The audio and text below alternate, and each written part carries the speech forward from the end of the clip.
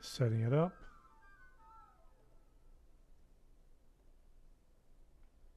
And looks like we are live. We are live. Tommy G, we are live. All right. Well, happy Friday, everybody. This is December 4th, 2020. It's still 2020. And I'm happy to be here with my very good friend, Mr. Tom Giampietro, drummer extraordinaire. And he's the guy with hair. I'm the guy without hair. Barely. Well, yeah. Well, you know, you're getting close, man. You're getting close. And I want to thank you all for coming out and hanging out with us tonight. We're going to listen to some music. Tommy's got a brand new record coming out today on Ear Up Records. It's called the Thru-Composed Life. And, gee, I'm thrilled that we get to put it out and that the world gets to hear your music because it's awesome and incredible playing on it, fantastic writing. And we're going to play some of that music here in a little bit. And I've got some questions that I've written down and some thoughts and whatnot. So, you know, we'll be with you for, 40, 45, 50 minutes, something like that, until we get tired of each other. Okay, see you later. Bye. We're out. So once again, Tom Giampietro. Oh, he's over there. How do you do this? It's all reversed. So you're over there, but I'm actually pointing the opposite direction in my studio. You're right there. I'm right in front of you. It's so weird. So Tommy is, as I said, an incredible drummer. My first two records Tommy played on. And I'm going to fade this out here. A little board fade, some stuff that I'm working on, just a little incidental music, coincidental music. And, all right, let me hide that. So Tommy and I have known each other, God, what is it, almost 30 years, right? When did you move to Nashville? 1996, 1995, 96? Yeah, so 25 years.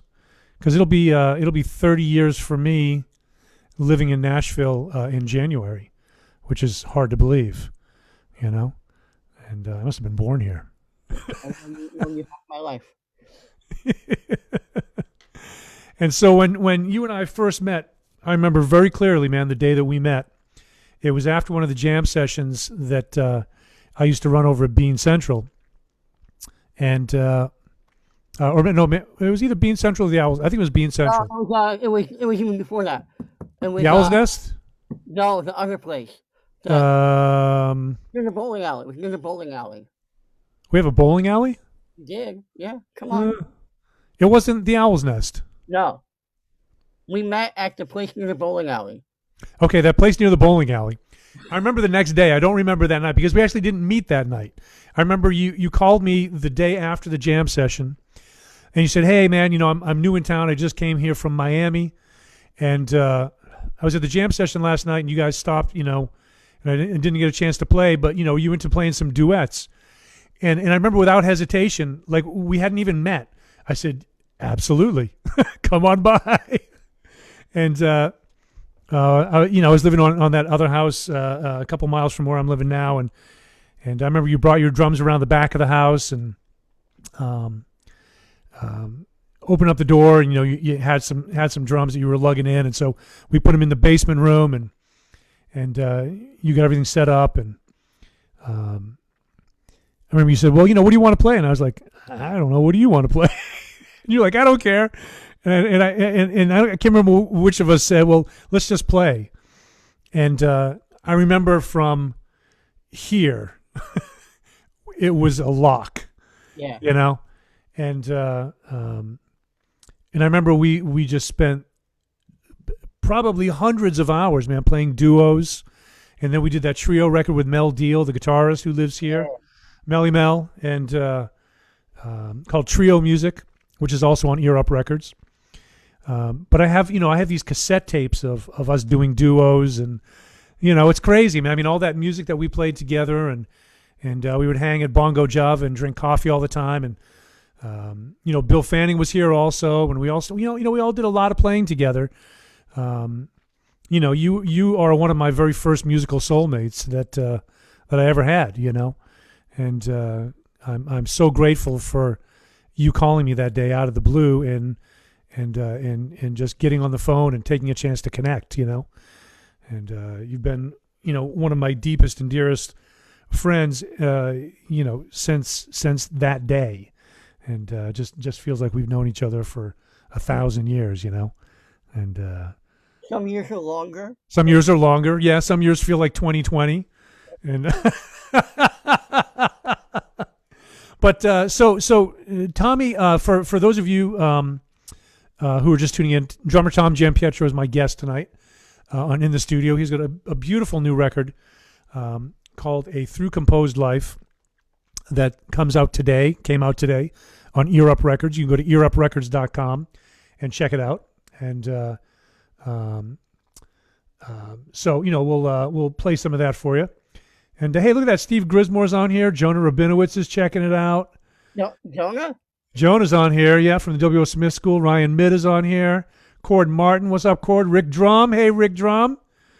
Yeah, Fumi's on here. Hey, Don, what's up? Don Harris is on from New Brunswick. Jim Provost, hey, Jim, what's happening? Yeah, lots of folks hanging out, checking it out with us tonight. And so Tommy is the, what's called this?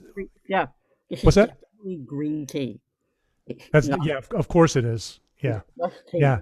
So is mine. Oh, wait. So is mine.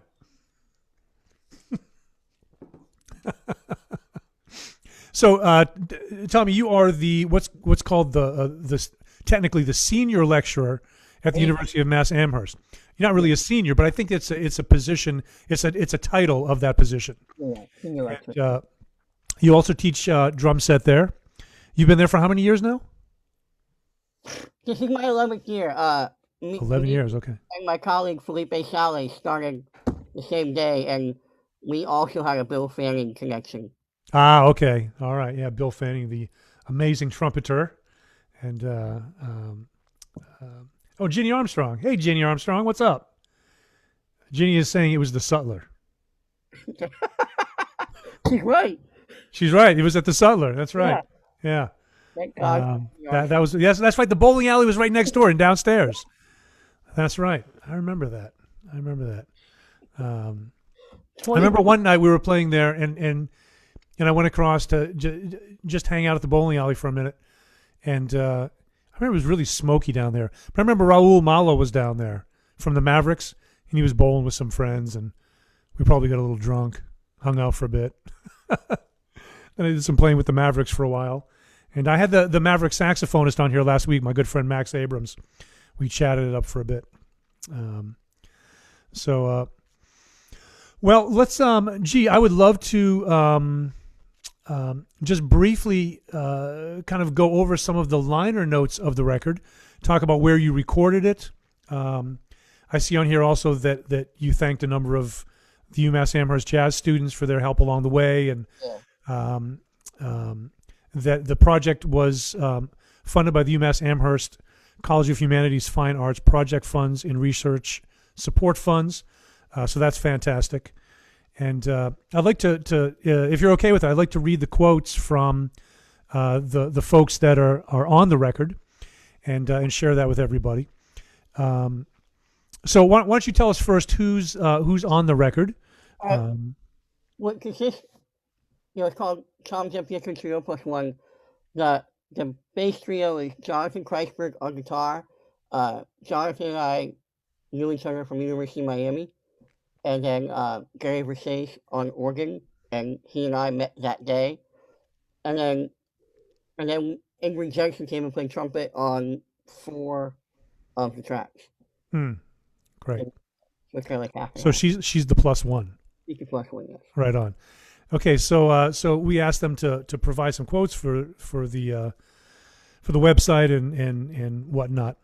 And Jonathan Kreisberg said, Tom composed an interesting and challenging body of work. He also brought together a very cool band for the date. In the end, however, it was his great spirit behind the kit and as a person that made it killer. I think that will be evident to all that hear this disc. From Gary Versace, the keyboardist, the B3 player. I met Gary a couple years back. He has been recording with Dave Pietro, the other Pietro in my life. And so we talked about this also, and I know that he's excited that this is coming out too. Gary said, what a fun recording to be involved with. I'd never actually played with Tom before, only heard about him, but assumed we would form a nice musical bond when I learned he had also signed on two of my oldest musical friends and band leaders, Ingrid Jensen and Jonathan Kreisberg. Luckily, my assumptions were correct. Tom is an amazing drummer and composer, and we all fit together very easily, musically and personally. It was a blast. So glad to have finally played with Tom and have made this recording. I look forward to the next time. And then Ingrid said it was a joyful session, driven by the inspiring and effervescent playing and writing of Tom Giampietro. I can't wait to hear and see the final CD as well as play once more with this beautifully balanced group of spirited virtuosos. And so, yeah, high praise indeed from three absolutely top-shelf improvisational musicians of our day. Three of the very, very best. And you are right there as well, my friend. Danny Bernini, Spirit House Studio. Tell me about that, G. Dave, it's a great studio in Northampton where it's nestled inside a house. It feels very homey. It's a very relaxed studio vibe. He had Jonathan, Gary, and I all in one room, separated up and going direct to do some overdubs for guitar or organ if needed. And we could all see each other, and then Ingrid was right in her own room, so she could overdub if needed. But we all saw each other. It was very close. It was a very relaxed studio. Yeah. Well, it feels like a very relaxed recording also. Yeah. It feels very intimate, like you guys were very, very much connected. Yeah. Great. Hey, Leland's on here, and also Andrea Hallgren's on here. Got the whole family's coming out, G. All our friends. Everybody loves Tommy G. Okay, hey, let's get to one of the tunes. Which I had you pick three. Yeah. Which one would you like to go with first? How about Self-Satisfied First Ending? Great. You want to tell us about this a little bit? Or just let it play? Just let it play. All right, here we go. And this one has Ingrid Jensen on it, if I'm not mistaken. Right? Okay. So this is the Tom Giampietro Trio +1 with Jonathan Kreisberg on guitar, Gary Versace on B3 organ, Ingrid Jensen on trumpet, and my very special guest and very dear friend Tom Giampietro on the drums. And this is from his new recording that dropped today on Ear Up Records called the Thru-Composed Life. This is Self-Satisfied First Ending. Here we go.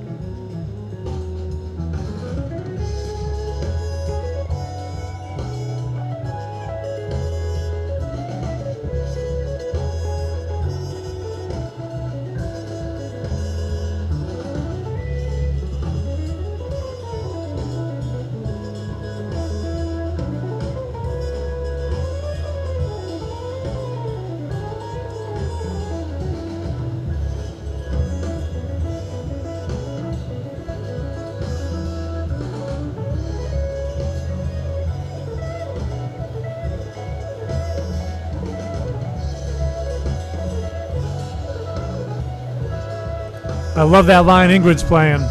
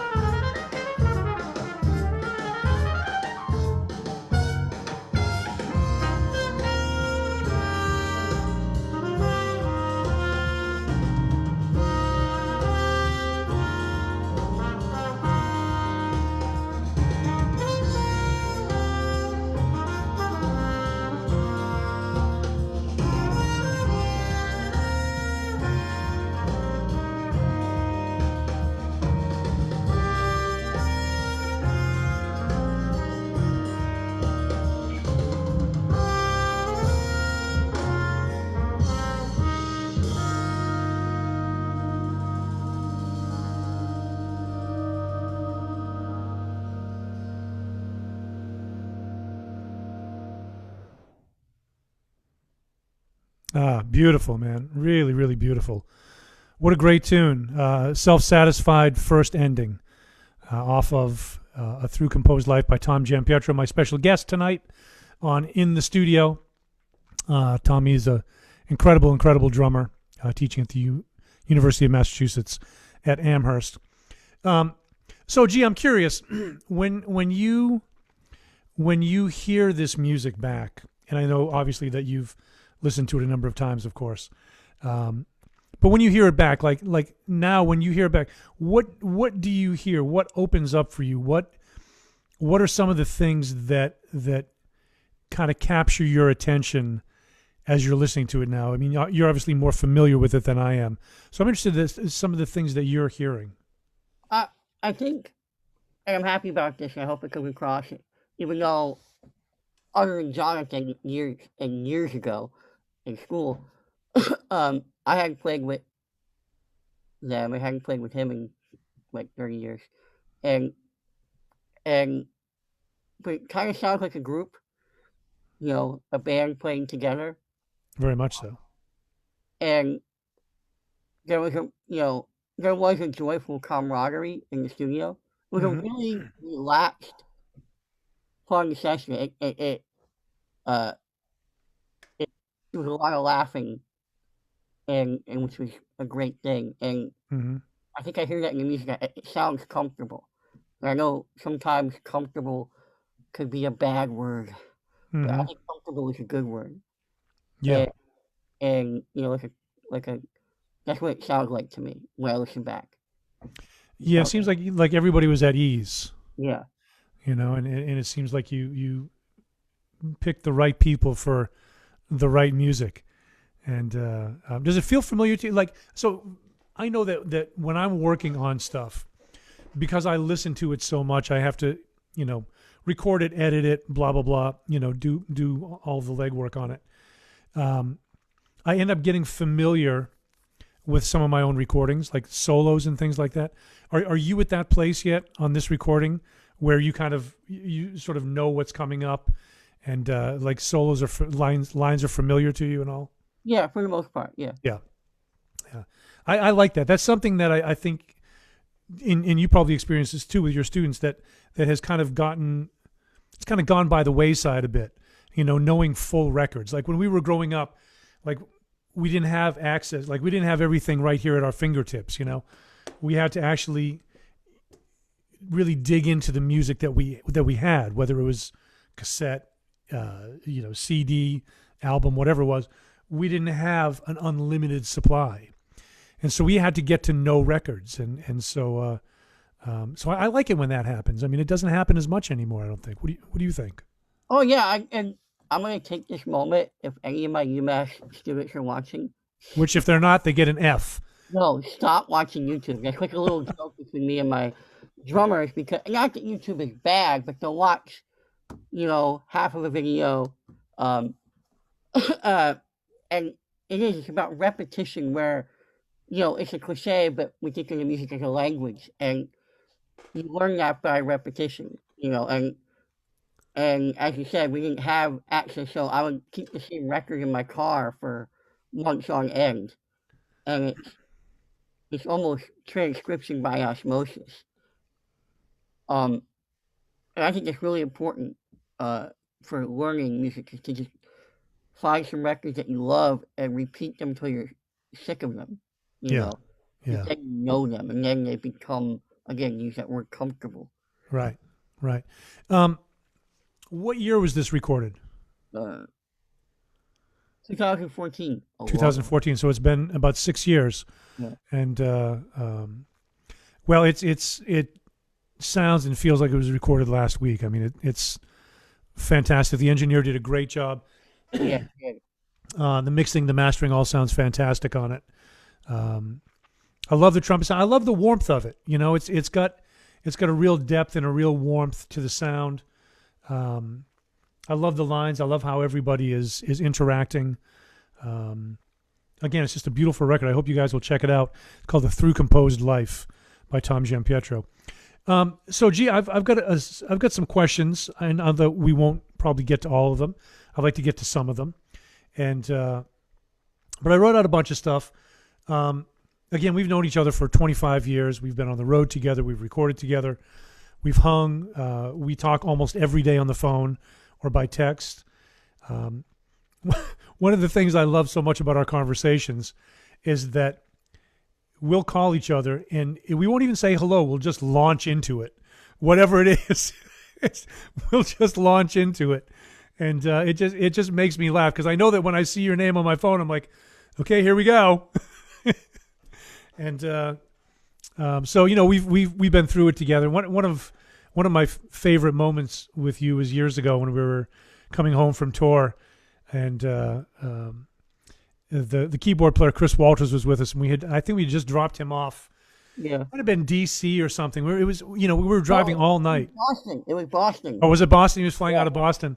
I think he was playing with the group Alabama at the time and had something or whatever it was. He was going to like buy a new saw or something, and because you know that he would do that.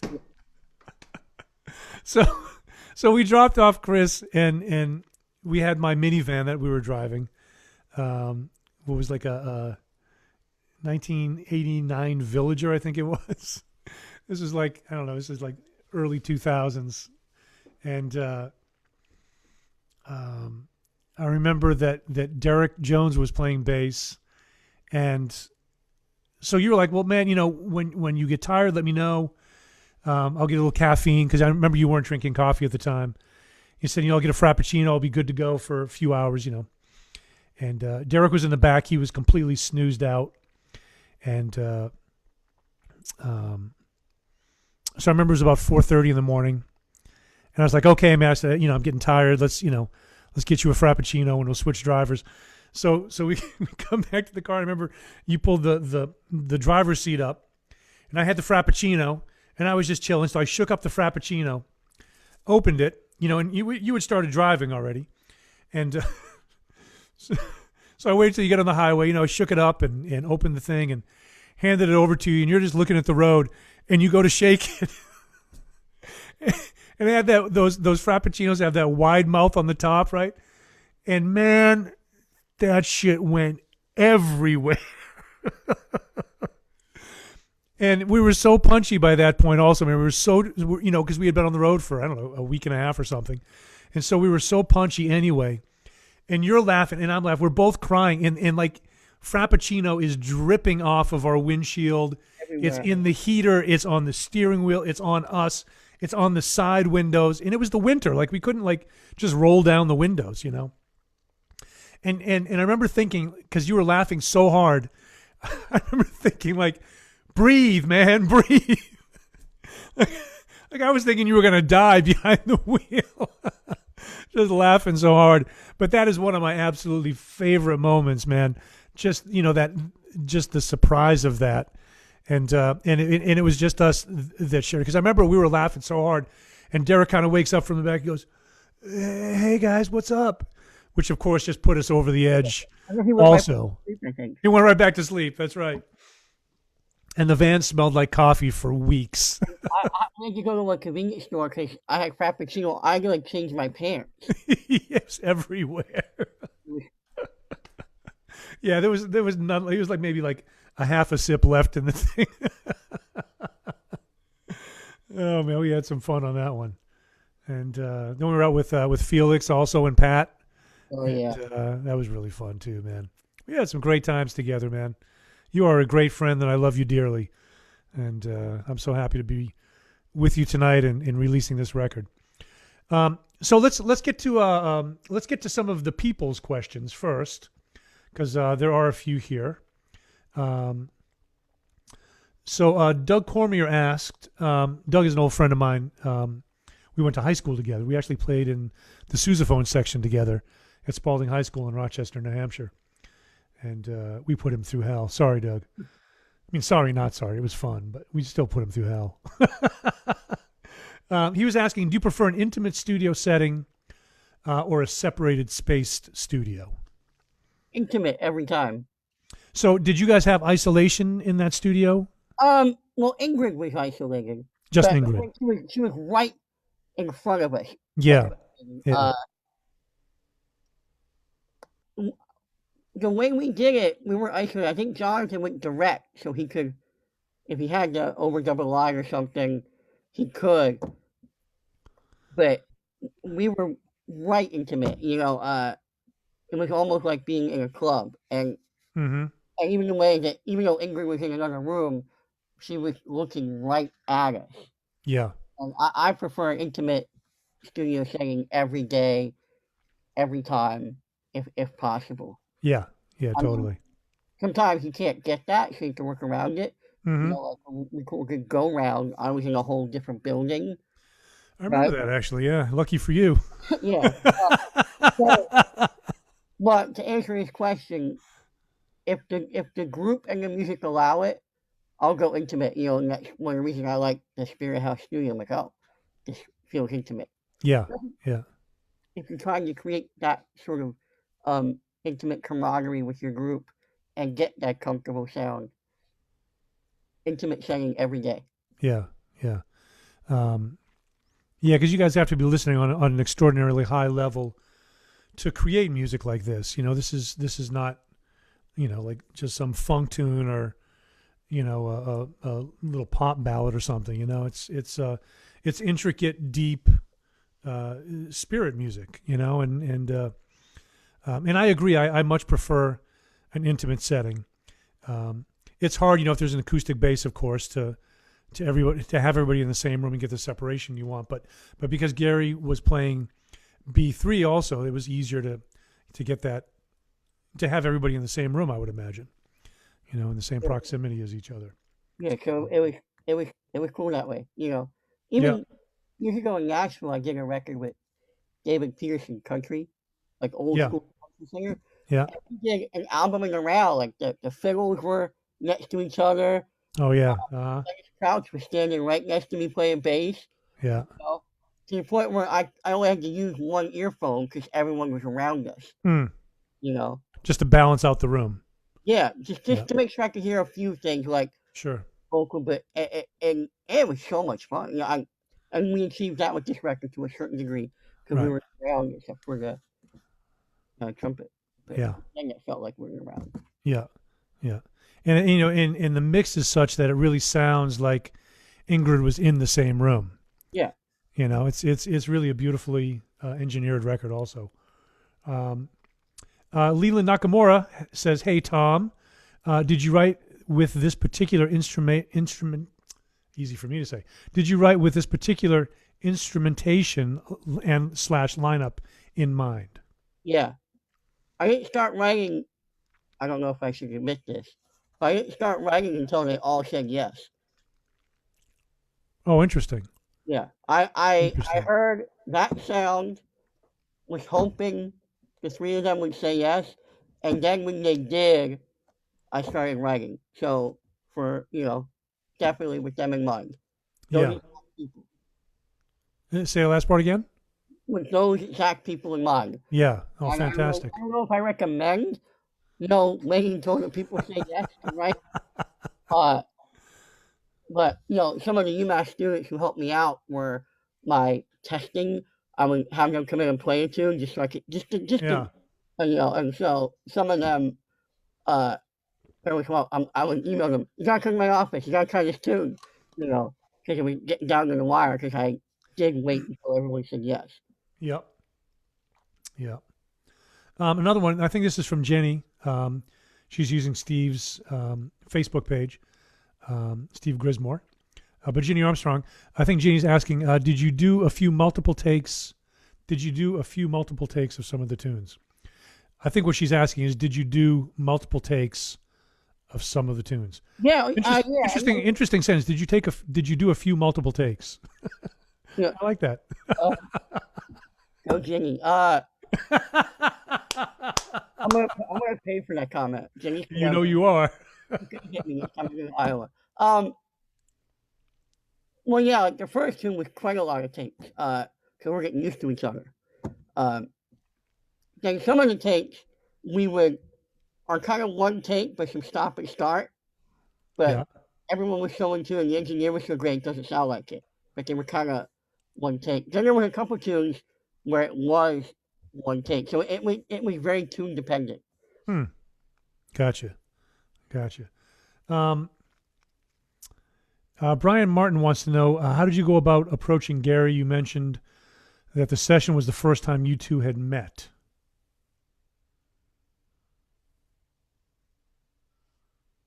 Did you catch that? What does he mean by that? Oh, he's saying that the session was the first time that you and Gary Versace had met, and he's wondering how you approached him to do the session. Was it through Jonathan? Well, yeah, because it was through Jonathan, and then we talked on the phone, and sent him some other things I had written because I obviously had not started writing for this yet. Um, and so yeah, I was just connecting through someone I knew. Um, and with Ingrid, I just kind of sent her an email. Mm-hmm. And And you hadn't met Ingrid before, right? no, we had not met. We had one email before, years before, but Mm. she was gracious enough to say yes, and Gary was very cool to say yes. Just by talking on the phone, and that was what was so great. Again, Jonathan and I knew each other from Miami, even though we hadn't talked in forever. But at least there was that little bit of connection. Sure. Uh, and for Ingrid and Gary to just come on board without knowing me from Adam was really, really, really cool of them. Yeah. And I can't say I'm like remembering back to the session, it was just fun. And I know that might sound trite, but it was. It was just fun. It doesn't sound tried at all. I mean, the times that I've spoken with Ingrid and Gary, I'm not sure if I've met Jonathan or not, but I've definitely spent some time with Gary and Ingrid, and we've talked about the session, and they had nothing but the best stuff to say, and which of course didn't surprise me at all, Yeah. and I know that they're going to be very happy to know that this is out, and to get some copies of it and that kind of thing. So, yeah. Okay, so I've got some other questions for you. By that, Steve Grismore said, it really is, Steve. Ginny's grammar is better. What's up, Steve? Hope you're doing well. Okay, so these are some things that I thought about, just kind of knowing you and thinking about some of the things that I'm a bit interested in, and I think other people will be also. So why did you choose the drums? Because my mom asked me if I wanted to have drum lessons. I'm not joking. Like I used to, way back before I moved to Florida, even in Pennsylvania in 1982. Now all my students are here and go, "Wow, he is old." I used to take pencils and play to Van Halen and Joan Jett records on my bed. Yeah. And then one day, it was April, and I was doing my pre-algebra homework, and at the kitchen table, and my mom just came up and asked me, "Hey, would you like to take drum lessons?" And I jumped out of my seat and said yes, and it was as simple as that. Wow. Yeah. And I remember, what was it that your mom said about Elvin that one time?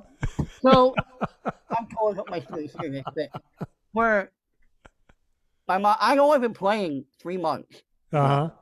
and we're watching on USA Network, and USA Network used to show this. It was stuff like there was a documentary, it's a great documentary on Elvin Jones called Elvin Jones, a Different Drummer. If Uh-huh. you ever find it. And they were showing it, and we're watching it. My mom goes, "Oh, something about a drummer." And I was 12. I had no idea who Elvin was. Yeah. And so we're watching it. And I had only been playing, 3 months and didn't know anything about anything. And my mom, we're watching, and she said two things. We're watching and she didn't know Elvin at all. She goes, "Yeah, I really like the way his drums sound. I think that's how drums should sound. How come your drums don't sound like that?" I'm a 12-year-old kid. I'm like, "I don't know." And then we watched a little more of the thing, and Elvin's doing his thing. He's killing. And then my mom turned around and said to me, which is really amazing because it was not anything she'd ever listened to, but she said this to me after hearing Elvin. She said, "Yeah, I feel like that's how drums should be played. Why don't we play like that?" And in hindsight, I like to travel back in my DeLorean time machine and say, "Well, Mom, because A, I'm 12, and B, even more importantly, that's Elvin." And that was a lot of pressure my mom put me under. Well, at least you were hip to Elvin at the age of 12. Holy smokes, man. That's amazing. So I guess that kind of brings me to my next question. Do you remember your first drum influence? Was it Elvin? It was, but I don't. I was blown away, but I didn't get it. So it's hard to say it was a first influence. It was, Uh-huh. it was something that I cataloged. The Something that you had listened to that came through. Yeah, like maybe I should put this away until I'm old enough to get it. Uh-huh. Uh-huh. But it was me. But my first influence is I I don't know, I there wasn't a lot of music around where I lived other than certain pop stuff. So I was really into uh, Jeff Porcaro, you know, Hmm. Right. with Right. his solo records, and I would check out uh, you know some Steve Gadd records, but I, Well, that Toto stuff with Jeff Porcaro was amazing. I mean, yeah, and, for and pop music, it was fantastic. I didn't quite get it yet. So. Mm-hmm. Even then, I was like, oh, that's cool, but so I don't feel like I really started getting influenced until I got to Miami, where I had a whole bunch of people. Because I'm going to use the word somewhat musically illiterate in terms of just not knowing things. Sure. Well, I think that happens a lot when you get to college. I definitely have noticed that with my students at Vanderbilt. Is there's a lot of stuff that they've never heard. And we can be flabbergasted by that, or we can go, "Oh, what a beautiful opportunity to share this music with them." And not only the teachers at Miami, but like other students who I got there was, you ever check this out? No, let's check this out. And there was like a music library in Miami, and I remember a friend of mine, Daryl Monteith, who knew I hadn't checked much stuff out as a piano player, he would come by and say, "Hey," and he always talk like, "Hey, Tom, let's go to the library." He would hit me with a lot of stuff, and then you know, in between playing NBA jams, our mutual friend Jeff Babco and I would listen to stuff. So like that's where I started getting influence, and then I don't even know like a first influence. It's a really odd question because no, it's actually not an odd question, but it's a hard question to answer. Yeah. I didn't Yeah. start really.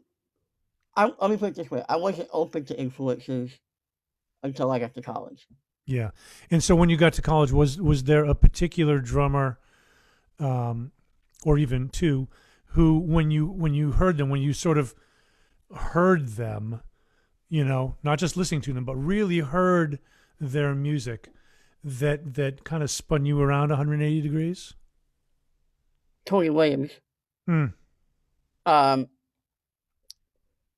and had not been hip to enough to Bernard Purdy, you know, Yeah. and the Oh first man, you time got to tell your Bernard Purdy story. no, I'm not gonna tell that. The first time I heard Rock Steady, I was like, "What is that?" So there was quite a few. Like there was a lot of moments like that. Yeah. Yeah. Uh, the first time I remember, it took me a minute, but the first time I got Jack Jeanette, Hmm. I was like, "Oh my gosh, what is this?" I mean, there's just Ed Blackwell. I was just gonna say, man, you remind me so much of Ed Blackwell. I was gonna actually just ask you about Ed Blackwell. First time I started hearing him, I'm like, "Oh my goodness, what is this?" You Yeah. know, there's just so many. Mm-hmm. Um, but I would say Tony was the one that kind of, Yeah. you know, Yeah. I remember the first time that I got hip to Tony. Also, it was mind blowing. That actually leads us into another question from somebody who's online. The question is, how do you keep your students motivated? This kind of leads in and kind of comes out of this other question that I was going to ask about what did you gain from being at the University of Miami? But you're talking about it now. And so now that you're on the other side of that, now that you're an educator, as well as a player, obviously, what are some of the things that you do to motivate your students? I listen to them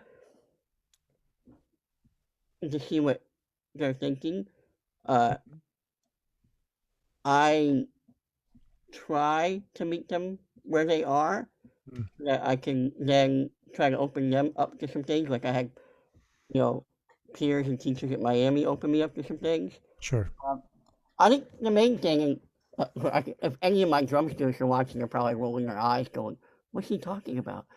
But I try to listen to them and ask them what they're listening to, like, and and and even ask them to occasionally recommend a record. Mm-hmm. If they know I'm open, that'll hopefully make them open. But I, I'm pretty lucky. Most of them are motivated. Yeah. Everyone will go through a little week or two Sure. that um that they're not motivated, and I also, this is kind of, we get our influences um from different teachers and people, but uh I was really fortunate at University of Miami. There were two drum set teachers, and most of us got to study with them both. Steve Rucker, who is still there, Mm-hmm. and Steve Bagby, who passed away. And they were very different people, different teachers. And that is a blessing.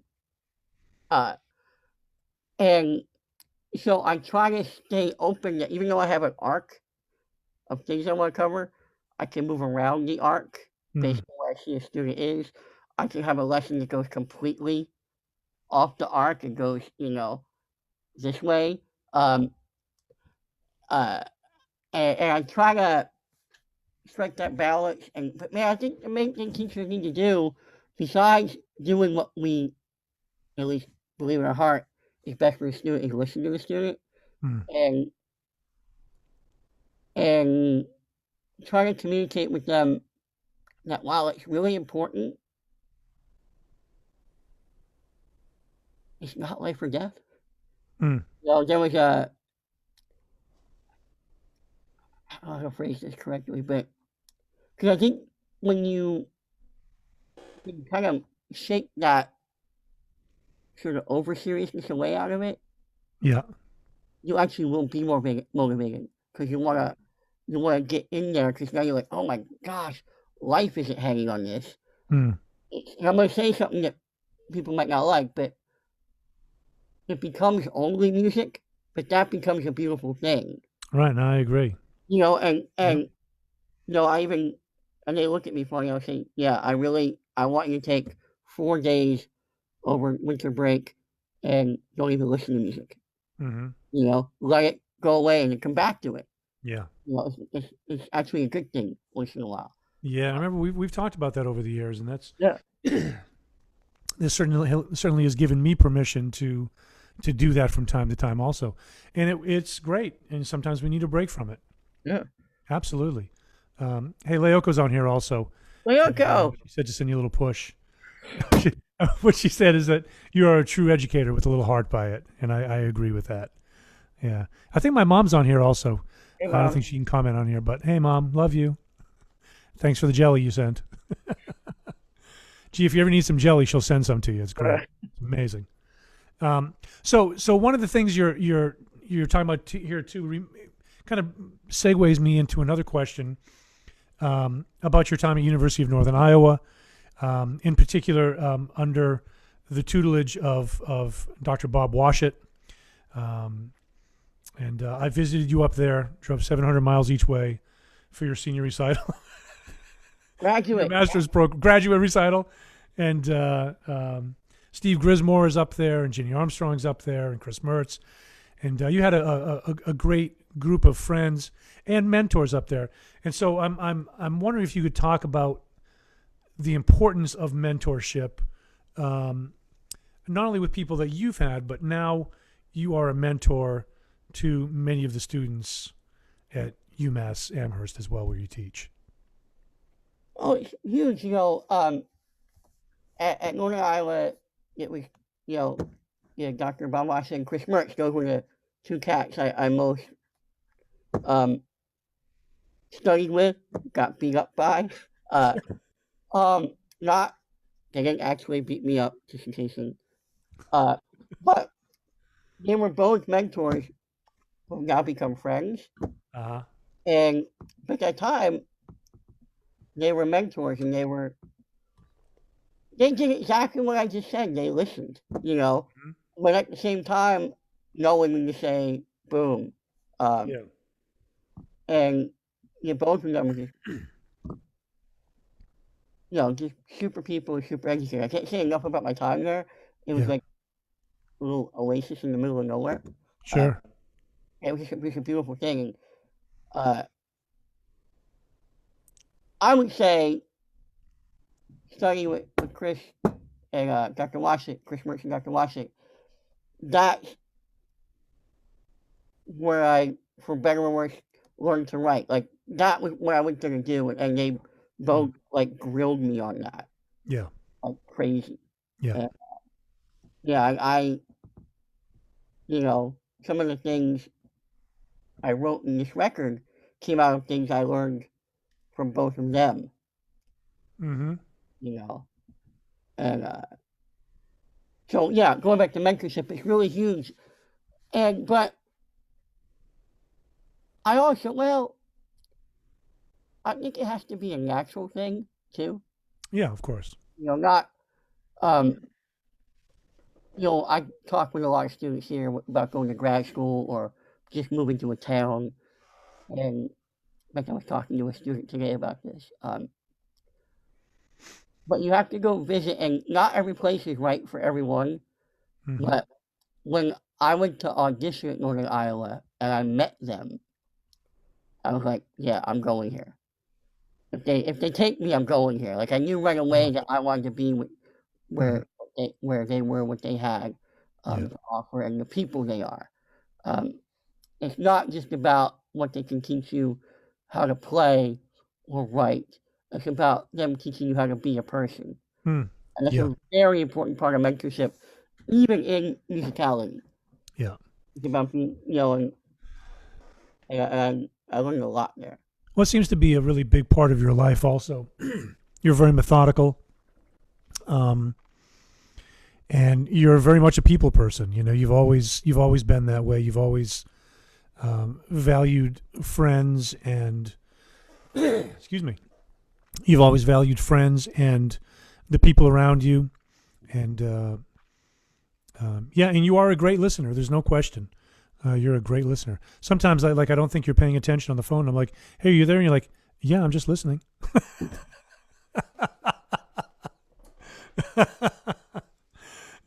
Hey, so we only have a few minutes left here, G, and I want to get to one more of the other tunes. Just a couple other quick questions. I know you've played a lot of chess in your day. Are there parallels to you in the game of chess and music? Oh, heck yeah. And preface this, but even when I was playing a lot, I was at best a middling, below average player. But still, the study of chess, I think it's just a lot of the study of any discipline, art, craft. You have to learn the rules so you can break them. Mm-hmm. And you're almost obliged to break them once you've learned them. Because, if we're playing a tune, say, you, me, and Enghauser, are playing Tuesday's Waterloo, and that's an inside joke, but we're playing that tune, and we can't think back to, well, this happened on this record, and this happened on this record. We can't think that there's a set way to do something. There's always the music at hand, the moment at hand, and the people you're playing with. Mm-hmm. And that's what we have to react to and be with. But everything we've studied, learned, listened to, transcribed are to inform us, to help us make a reaction or decision, and not so much as what to play. Same thing with chess, like when I was really totally overboarding on chess, the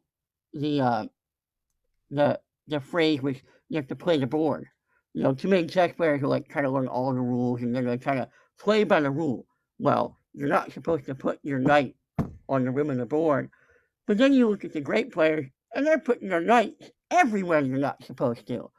Because they're playing the board. They know that hypothetically, the knight is not best on the side of the board. But if it is in that moment, that's where it has to go. Just like you know, the 11 or a dominant 7 is not always the best note unless it is in that moment. Yeah. But knowing that it's a tension Mhm. allows you to play it for a reason. Right. You know what I'm saying? Like that. So the intention of what you're doing almost supersedes the rule Yeah. that maybe has been established. But if you don't know the 11 is a tension and you just play it willy nilly, but you don't want attention, well then yeah, it's not gonna. Just like if you're just gonna put the knight over on the side of the board, but it really isn't the right time. Yeah. And the other thing, we listen to records, we do some transcription, we, check out all the people who played forever before us. Same thing with chess. You play over old games. That's their listening to records. Right. So, and I think that holds true to a lot of art and disciplines and crafts. Yeah. I don't think it's unique to chess music. Yeah, I would agree. Nice. Well, hey, let's play one more tune and we'll go out with that. I want to thank my guest, Tom Giampietro, incredible drummer, incredible friend, teaches at the UMass Amherst, teaches drums up there. His brand new record, A Thru-Composed Life, came out today on Ear Up Records. You can go to earuprecords.com. You can find it on all the streaming services also. There's a fan link in the chat. It'll be up on the Facebook page also. And G, thanks so much for hanging out with me tonight. Thanks for doing this. This was awesome. And so we're going to play one more tune off the record, which features Jonathan Kreisberg on guitar, Gary Versace on B3 organ, Ingrid Jensen as the +1 on trumpet on 4 tunes. And which tune do you want to go out with, G? I don't know. Let's play the loud one. Yeah, let's play the loud one. Which one is that? Dissonant Path, Trouble Turn Down. A Trouble Turn Down a Dissonant Path. Okay, this is Tom Giampietro, Trio +1 from his new record, A Thru-Composed Life. This is A Trouble Turn Down a Dissonant Path. And we'll say goodbye after this. Thank you all for coming out and checking this out tonight. I'll be on again next Friday. And if you want to donate to iTA Studio Streams, where all the money goes to Nashville area musicians, go to itastudiostreams.com. And there's no amount that's too small or too large. And but thanks everybody for hanging out. Thanks Alex for being here with us. And it's good to see everybody on here. And G, thanks so much, man. Here is A Trouble Turn Down a Dissonant Path. This is, as G says, this is the loud one.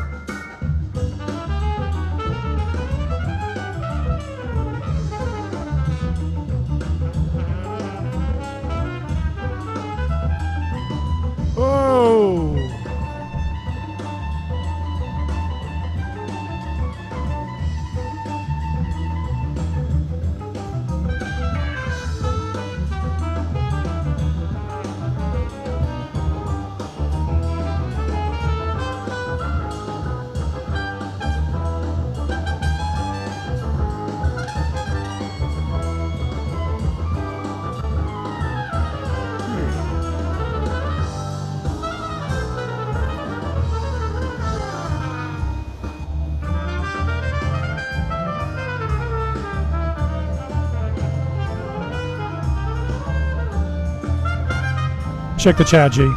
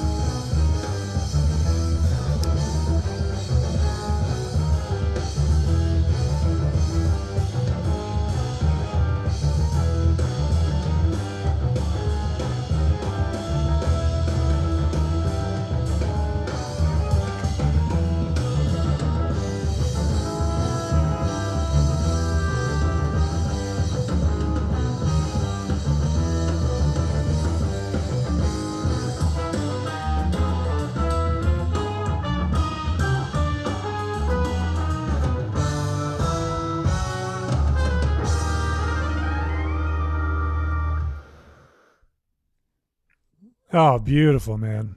Crushing. Somebody was saying it reminded them of the Tony Williams Lifetime stuff. And just beautiful. I'm just going to let this next one kind of play in behind us here. This is Hymn of Hope, which is the next tune on the record. But we hope very much that you'll check out A Thru-Composed Life by my special guest tonight, Tom Giampietro, drummer extraordinaire. And, G, I love you. Thanks for being here, man. It's awesome to see you. Thanks for gracing Europe Records with this incredible record. And we want to thank everybody for coming out and checking this out tonight also. And we'll see you next time, everybody. Take care of yourselves. Take care of each other. We'll see you soon. Peace, everyone.